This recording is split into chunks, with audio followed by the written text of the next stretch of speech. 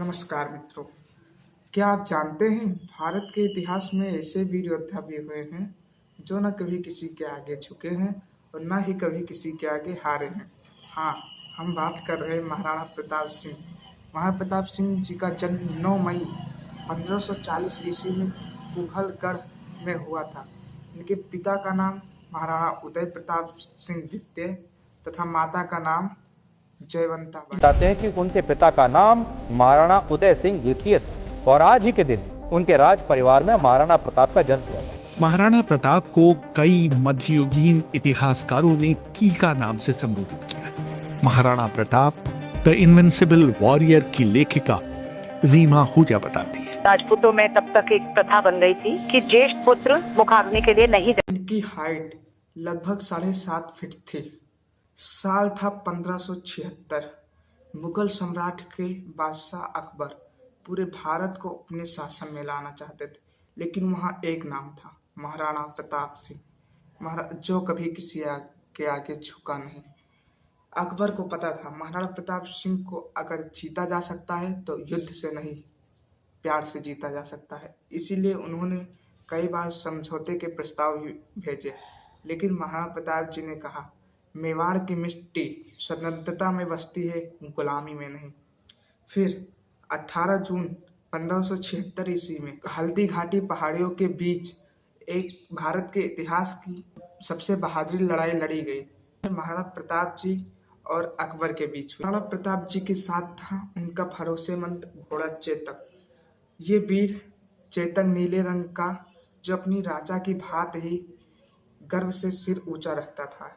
ऐसा कहा जाता है कि युद्ध में चेतक के पैर पर चोट लगने के बावजूद भी उन्होंने अपने राजा को दुश्मन के सैनिकों से बचाकर आया और उसी वक्त जमीन पर गिर गया।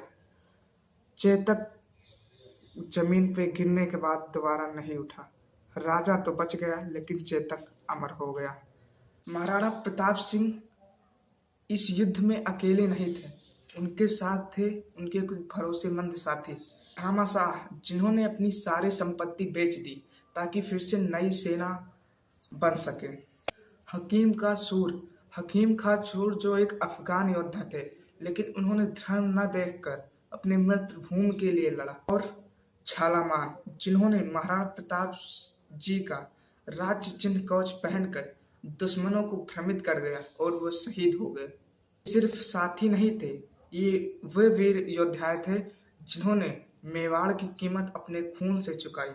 इतिहास में लिखा है कि मुगलों ने हल्दी घाटी युद्ध में जीत हासिल की, पर सच तो यह है कि हल्दी घाटी युद्ध में अकबर मौजूद ही नहीं था और न ही वो मेवाड़ पर जीत हासिल की।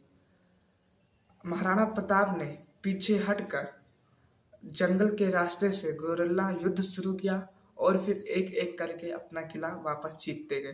तो फिर सवाल ये उठता है कि अगर महाराणा प्रताप की जीत हुई तो हमें झूठी कहानियां क्यों सुनाई जाती है। तो इतिहास हमारा जब लिखा गया जब सत्ता था